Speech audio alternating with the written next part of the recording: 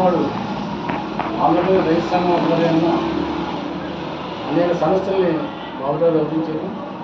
అయితే ఎర్రగాల ఉల్పు అనేది ప్రభుత్వాలు మారుతున్నా పాలకులు మారుతున్నారు. ప్రభుత్వాలు మారినా పాలకులు మారినా దాని శాసన పరిష్కారం మాత్రం కనపడలేదు. సారా పంట వచ్చిందంటే ఎర్రగాల ఉధృతికి గొట్లు బలహీనంగా ఉండి గొట్లు గళ్ళు పడి వేలాది ఎకరాల ముందుకు గురయ్యి పంట నష్టపోతున్నారు.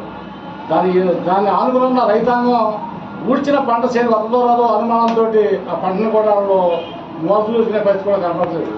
అయితే ప్రభుత్వాలు మారినప్పుడల్లా ఎదగాలని మేము ప్రక్షాళన చేస్తాం, మేము గట్లు బలహీనంగా బలం చేస్తాం, మేము రెగ్యులేటర్ సంబంధించి కూడా మేము దాన్ని పరిష్కారం చేస్తామని చెప్పి మాటలు చెప్పడం తప్ప శాశ్వత పరిష్కారానికి అయితే మాత్రం పూనుకుంటలేదు.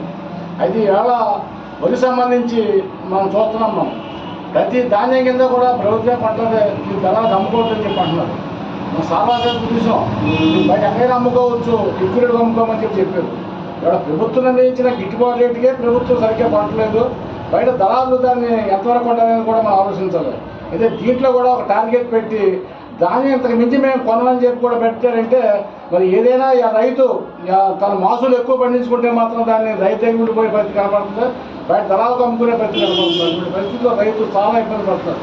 ఈ రోజున పేపర్ చూసినా రైతు ఆత్మహత్యలే కనపడుతున్నాయి. అంటే వ్యవసాయం అనేది ఆ రైతు గిట్టుబాటు కాకుండా అప్పులు పాలైపోయి వ్యవసాయం మీదకి వెళ్ళే పరిస్థితి కూడా రైతు కనపడుతున్నటువంటి పరిస్థితిలో రైతు ఆదుకుంటామని చెప్పి ఇటు కేంద్ర ప్రభుత్వం కానీ ఇటు రాష్ట్ర ప్రభుత్వం కానీ పెద్ద ఎత్తున ఎన్నికల ముందు వాగ్దానాలు చేశారు. అయితే రైతులు ఆదుకునే పరిస్థితి ఎక్కడ కూడా కనపడలేదు.